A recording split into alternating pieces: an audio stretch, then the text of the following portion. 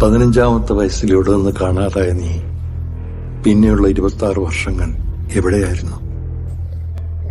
ചില കഥകൾ തീരുന്ന ഇടം, അവസാനിച്ചു എന്ന് തോന്നുന്ന ഇടം, ഇരുട്ട് മാറി വെളിച്ചം പരന്നു എന്ന് ലോകം പറഞ്ഞു പഠിപ്പിച്ച ഇടം, കണ്ണിമ വെട്ടാതെ കരുതിയിരിക്കും. അവിടെയാണ് ഇതിഹാസങ്ങൾ ജനിക്കുന്നത്. സത്യത്തിന്റെ ഒളിത്താവളം. Is coming back. Abram Qureshi. Abram